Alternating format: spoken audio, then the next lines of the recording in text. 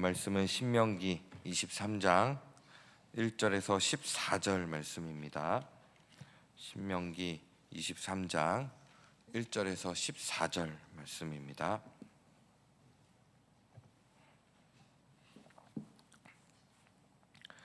고환이 상한 자나 음경이 잘린 자는 여호와의 총회에 들어오지 못하리라. 사생자는 여호와의 총회에 들어오지 못하리니 10대에 이르기까지도 여호와의 총회에 들어오지 못하리라. 암몬 사람과 모압 사람은 여호와의 총회에 들어오지 못하리니 그들에게 속한 자는 10대뿐 아니라 영원히 여호와의 총회에 들어오지 못하리라. 그들은 너희가 애굽에서 나올 때에 떡과 물로 너희를 길에서 영접하지 아니하고 메소부다미아의 부돌 사람 부올의 아들 발람에게 뇌물을 주어 너희를 저주하게 하려 하였으나 내 하나님 여호와께서 너를 사랑하심으로 내 하나님 여호와께서 발람의 말을 듣지 아니하시고 내 하나님 여호와께서 그 저주를 변하여 복이 되게 하셨나니 내 평생에 그들의 평안함과 형통함을 영원히 구하지 말지니라. 너는 에돔 사람을 미워하지 말라. 그는 내 형제임이니라. 애굽 사람을 미워하지 말라. 내가 그의 땅에서 객이 되었음이니라. 그들의 3대 후 자손은 여호와의 총회에 들어올 수 있느니라. 내가 적군을 치러 출전할 때에 모든 악한 일을 스스로 삼갈지니 너희 중에 누가 밤에 몽설함으로 부정하거든 진영 밖으로 나가고 진영 안에 들어오지 아니하다가 해질 때에 목욕하고 해진 후에 진에 들어올 것이요 내 진영 밖에 변소를 마련하고 그리로 나가되 내 기구에 작은 삽을 더하여 밖에 나가서 대변을 볼 때에 그것으로 땅을 팔 것이요 몸을 돌려 그 배설물을 덮을지니 이는 내 하나님 여호와께서 너를 구원하시고 적군을 내게 넘기시려고 내 진영 중에 행하심이라. 그러므로 내 진영을 거룩히 하라. 그리하면 내게서 불결한 것을 보시지 않으므로 너를 떠나지 아니하시리라.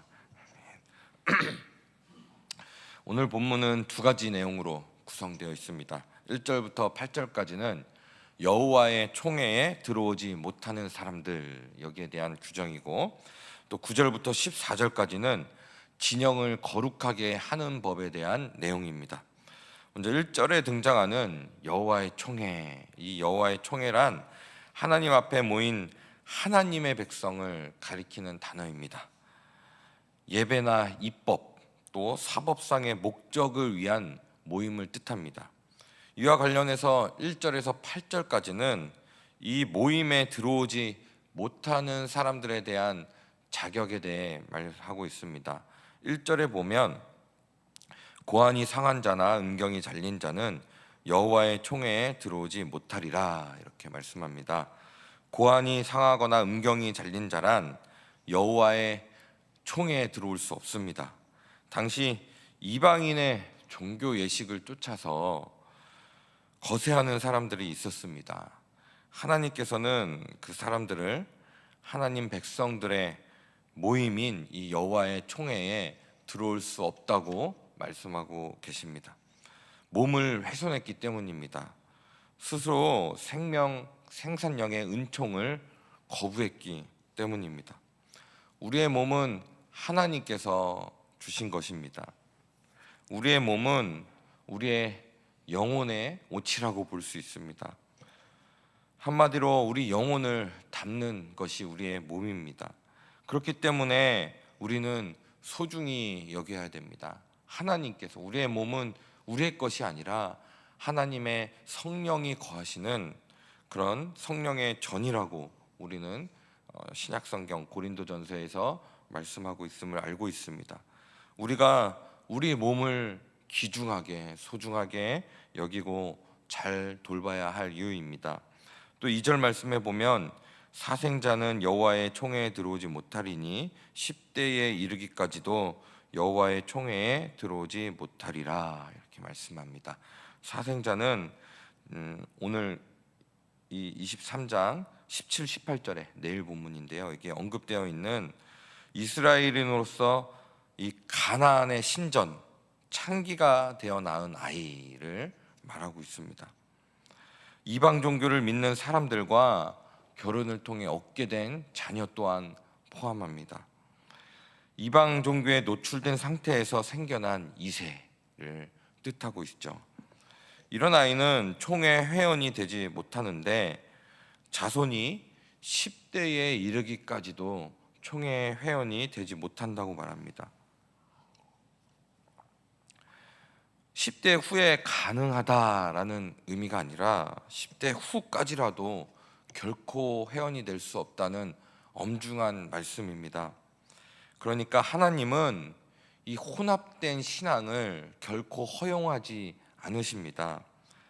혼탁한 신앙이 유입될 경우에 자기 자신뿐만 아니라 공동체가 변질되기 때문입니다. 남에게도 영향을 미치기 때문입니다. 그리스도인은 하나님 한 분만을 섬기며 높이며 또 삶의 주인으로 고백하며 그렇게 살아가는 사람입니다. 세상과 하나님 결코 같이 사랑할 수 없습니다.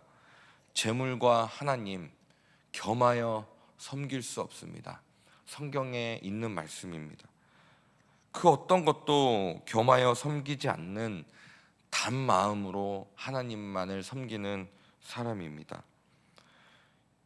오늘날의 교회는 이런 동일한 고백과 신조를 가지고 살아가는 예수 그리스도를 믿는 사람들의 모임이 바로 교회입니다.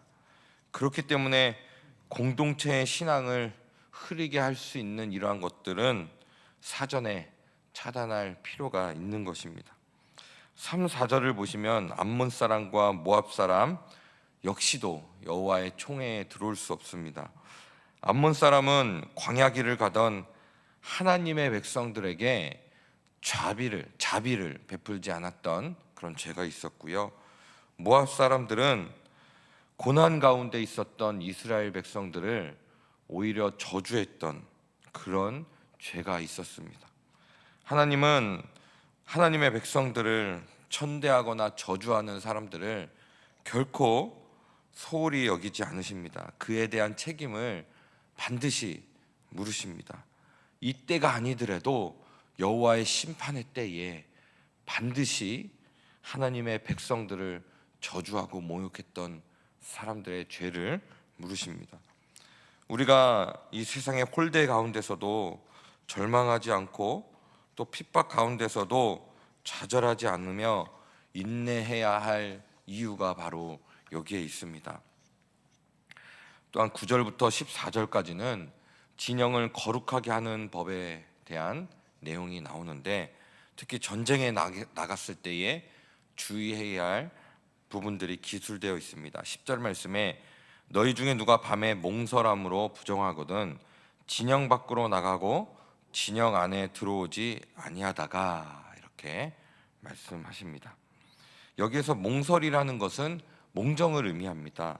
몽정을 부정하다고 한 이유는 육적인 생각의 결과로 지금 거룩한 하나님의 전쟁을 앞두고 있는데 육적인 생각의 결과로 빚어진 현상으로 보고 있기 때문입니다. 14절 말씀처럼 진영 내에는 하나님의 행하심, 곧 하나님의 임재하심이 있는 것입니다. 거룩하신 하나님 앞에서 하나님의 도우심을 구하며 전쟁에 우리가 집중해야 할 때에 본능적 욕구에 빠져 있는 것은 이런 영적인 면, 신앙적인 면에서 부적절한 모습이었던 것입니다. 우리 그리스도인들은 늘 전쟁터에 있습니다. 날마다 영적인 전쟁터에 서 있습니다. 사탄이 언제나 우리를 삼키려고 유혹하고 공격합니다. 주님의 뜻대로 살지 못하도록 경계를 허뭅니다. 그렇기 때문에 늘 하나님의 도우심을 구하며 깨어 있어야 합니다. 하지만 이런 육신의 정욕은 우리의 눈을 가려서 하나님의 뜻 가운데 살지 못하도록 늘 무감각하게 만듭니다. 그러면서 영적인 경계심을 또 허물어뜨립니다. 그래서 사탄의 목적대로 욕망을 쫓아가며 살게 합니다. 그래서 날마다 우리는 말씀과 기도로 우리의 내면을 깨끗하게 하며 정화시켜 나가야 합니다. 12절에서 13절에 보면 내 진영 밖에 변소를 마련하고 그리로 나가되 내 기구에 작은 삽을 더하여 밖에 나가서 대변을 볼 때에 그곳으로 땅을 팔 것이요 몸을 돌려 그 배설물을 덮을지니, 이렇게 말씀합니다. 변소는 진영 밖에 위치해야 했습니다. 공동체의 청결을 위한 중요한 요소도 있지만 앞에서 언급해 드렸던 것처럼 하나님의 임재가 그 진 안에 거하기 때문입니다. 정결한 신앙생활은 어떻습니까? 늘 우리가 하나님 앞에서라는 그런 삶을 인식하는 순간 우리는 정결한 삶을 살 수 있습니다. 사람들 앞에서 사는 것이 아니라 하나님 앞에서 살아간다. 바로 코람데오 정신 아닙니까? 이것을 잃어버리는 순간 늘 사람들, 또 이 세상의 가치와 문화에 그것을 추구하며 우리는 살아가고 결국 거룩히 분별된 백성으로 살아가지 못하게 되는 것입니다. 사랑하는 성도님들, 우리는 하나님께서 택하신 백성입니다. 우리가 하나님을 택한 것이 아니라, 우리의 의지대로 한 것이 아니라 하나님의 은혜로 하나님께서 우리를 선택해 주셨습니다. 늘 이것을 잊지 않고, 그래서 우리의 몸을 더럽히지 아니하며 성령이 거하시는 우리의 몸이 성전이기 때문입니다. 또한 세상과 섞여서는 안 됩니다.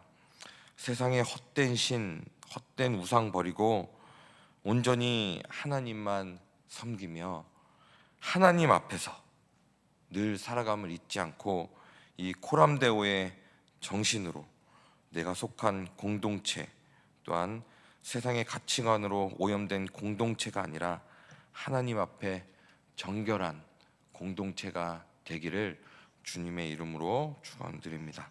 오늘 말씀을 기억하시며 같이 기도하겠습니다. 하나님 앞에서 생각하고 행동하게 하여 주시옵소서. 같이 기도하시고 그 밖에 기도 제목으로 기도하시고 각자의 기도 제목으로 기도하시겠습니다.